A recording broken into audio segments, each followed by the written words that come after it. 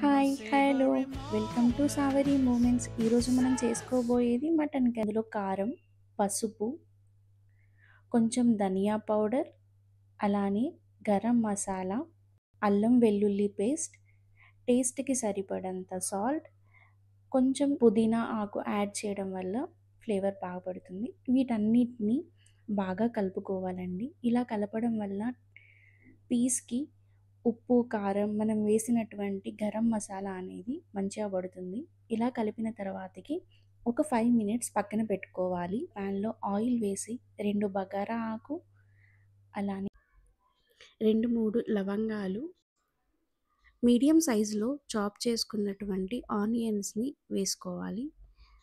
Onions అనేది ఎక్కువగా ఉంటే నాన్ వెజ్ కర్రీస్‌లో తియ్యగా వస్తుంది. అందుకనేసి ఆనియన్స్ అనేవి తక్కువగా వేసుకుంటే కర్రీ టేస్ట్ ఎక్కువగా ఉంటుంది.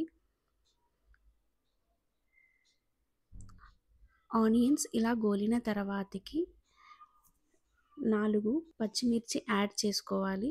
ఇలా పచ్చిమిర్చి కూడా ఆయిల్‌లో బాగా గోలనివ్వాలి. ఇలా ఆయిల్‌లో గోలి బాగా దగ్గరికొస్తున్నప్పుడు మనం ముందుగా కలుపుకున్నటువంటి మటన్‌ని కూడా యాడ్ చేసుకుందాం. ఇలా యాడ్ చేసుకొని ఒక 5 మినిట్స్ పాటు హై ఫ్లేమ్‌లోని కలుపుతూ ఉండాలి. ఇలా కలపడం వల్ల పీస్‌కి ఆయిల్ అనేది బాగా పడుతుంది. అలానే నీచు వాసన అనేది రాకుండా ఉంటుంది.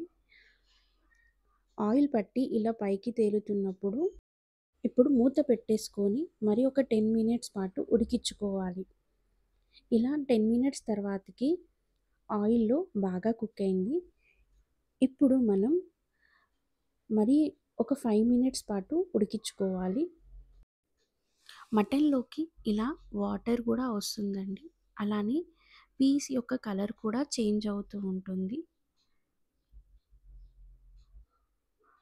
ఇలా ఒక 10 మినిట్స్ దాకా అలానే కుక్ చేసుకుంటూ ఉండాలి. ఇప్పుడు మనం ఒక 1 గ్లాస్ దాకా వాటర్‌ని యాడ్ చేసుకుందాం మటన్‌ని ఉడికించుకోవడానికి.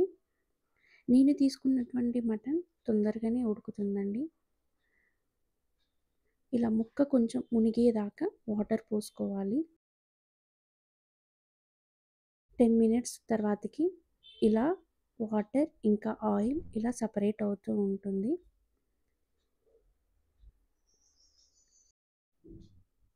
ఇలా ఉడుకుతున్నప్పుడు మనం కొత్తిమీర ఇంకా పుదీనా యాడ్ చేసుకుందాం. ఇలా మిడిల్‌లో యాడ్ చేసుకోవడం వల్ల ఫ్లేవర్స్ అనేది పీస్‌కి బాగా పడుతుంది. మీరు కూడా ఈ స్టెప్స్ ఫాలో అవుతూ ట్రై చేయండి. మటన్ గ్రేవీ బావుంటుంది. అలానే పీస్‌కి కూడా టేస్ట్ మంచిగుంటుంది. ఇలా గ్రేవీ ఉండడం వల్ల రైస్‌లోకి గానీ, చపాతీలోకి గానీ టేస్ట్ బావుంటుంది. ఒకవేళ మీరు తీసుకున్నటువంటి మటన్ తొందరగా ఉడకనట్టయితే కుక్కర్‌లో ఒక 4, 5 విజిల్స్ వచ్చేదాకా ఉడికించుకోవచ్చు. మటన్ నుండి ఆయిల్ కూడా ఇలా సెపరేట్ అవుతుందండి. ఇప్పుడు మనం ఒకసారి మటన్ ఉడికిందా లేదా అనేది చూసుకుందాం. ఇలా ఒక పీస్ తీసుకొని పీస్ బాగా ఉడికింది.